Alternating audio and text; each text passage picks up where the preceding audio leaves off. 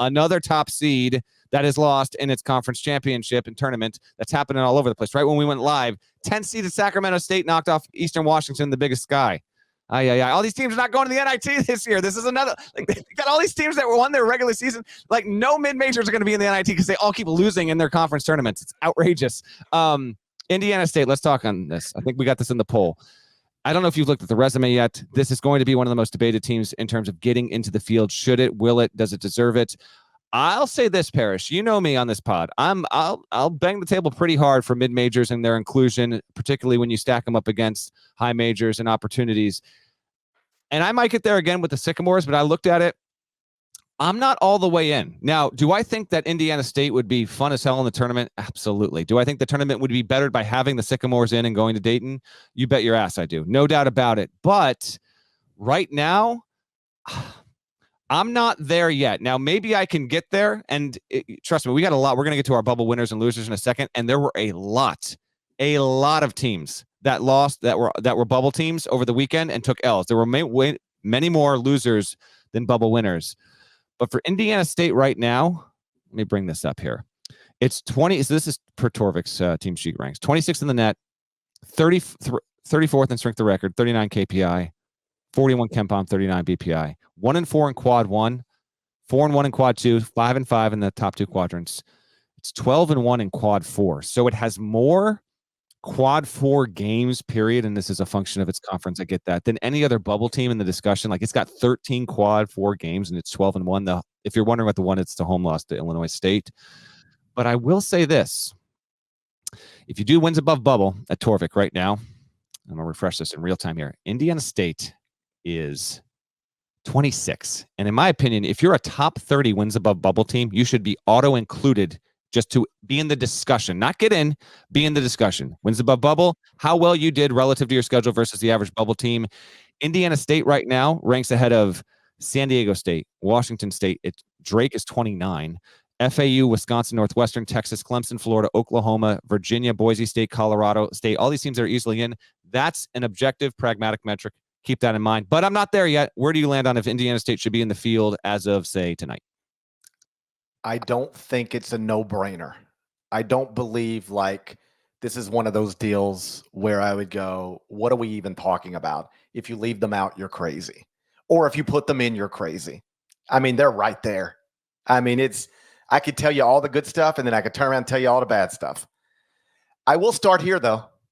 They're 26 in the net right now. I'm assuming that's going to drop tomorrow morning. Yeah. Okay, but it ain't going to drop far, right? Mm-hmm.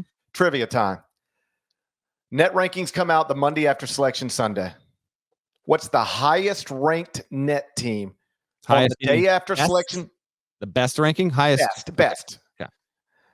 The best ranking in the net on the day after Selection Sunday that has ever been left out of the NCAA tournament. Now, keep in mind, the net only goes back to the 2018-19 season, but we do have 5 years and 4 NCAA tournaments.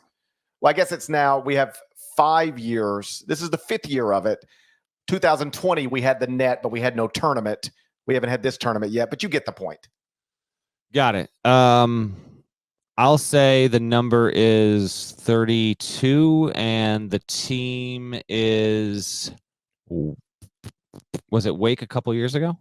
Okay. First, I should rephrase. This is the 6th year of the net. Okay. So this will be the 5th tournament with it. This will be the 5th tournament with the net rankings. The best ranked team to ever get left out, ranking based on day after Selection Sunday. So everything's in. Yep. Is 33, NC State. Oh, 32. Oh, I remember NC State 33. In 2019. If you want it, 2019, the best team left out according to the net, number 33, NC State. 2020, no tournament. Pandemic. That was something. Yeah. 2021, number 42, Penn State. 2022, number 39, Oklahoma. Last season, number 38, North Texas. No team in the top 32 of the net on the day after Selection Sunday has ever been left out of the NCAA tournament. Yeah, it is, and I'm for our listeners, not for Paris, because we are still in a shallow sample size. Of course. And let me be clear. That doesn't mean anything. It doesn't. Yeah, you can be. It can always be true. No team ranked here has ever been left out until it is, and then we'll just use them as the bar next time. Yeah, and just a reminder, as people get more dialed in on this, your net number doesn't mean as much as your opponent's net number and your record versus the quadrants. It's a sorting system and power metric ranking. I'm not even trying to tell you it means always net all there all the time. Just keep in mind other metrics mean more. The net is literally a sorting tool for all this stuff. Yeah, that's right. Like, I'm not even telling you that this means Indiana State has to be in. I'm just telling you the number they're going to have next to their name in the net on the day after Selection Sunday is going to put them in a position, I believe, where they can say, hey, nobody like us has ever been left out before. And then we'll see.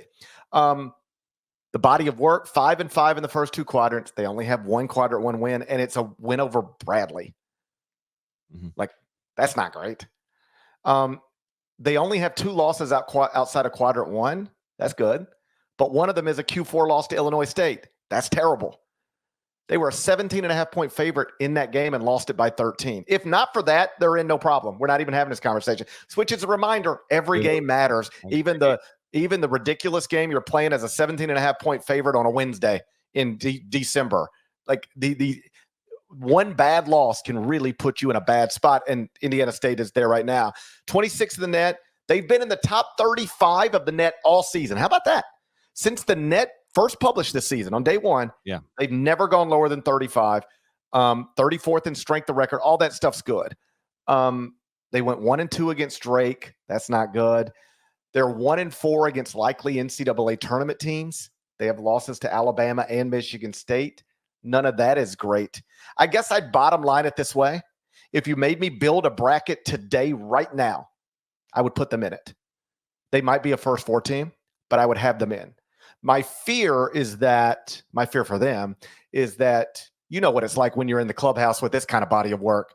People are just passing you all week. The bubble shrinks. The clubhouse quandary. Let's it's right now. You are done. You are done. And you got to wait and watch a lot of people come stroll up to that 18th green, and they got a chance to pass you. That's right. I mean, they got birdie holes coming up, and you're just sitting there watching them.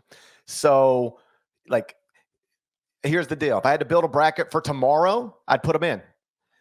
But then South Florida goes and wins the AAC tournament, or Memphis goes and wins the AAC tournament. All right. Now the bubble has shrunk. Oh, and here comes Wake Forest. They're in the ACC championship game. Now they just flew by you. I'm worried that will happen to them. I think they should be in. I think they're good enough to advance if they are in. I think they're going to be sweating until they get the name call. And although you get into a tricky spot if you start comparing this team in the same conference this year. So I'm not explicitly saying this. I will say this, though. Drake was in this position a couple of years ago, and it had to wait, and it got in. So if you're an Indiana State fan, or if you're just rooting for this, the committee won't take that into account. At least it damn well shouldn't. Every season is a universe unto itself. But we have seen instances where teams have had to sit for 5 or 6 days. Other teams have been able to pick up wins, and they've still been able to cling and hold on. We'll see on that. GP, we are okay. Let's just do prediction right now. Just prediction. Indiana State on Selection Sunday, in or out? If they made the bracket tonight, I think it's in. I'm going to predict it is out next Sunday. If they made the bracket tonight, they would be in. I'm going to predict they're going to be in. Okay. I like that we're getting a little bit of optimism on the pod. I'm going to predict it. I'm going to predict it holds up, and the Sycamores hear their name called next Sunday.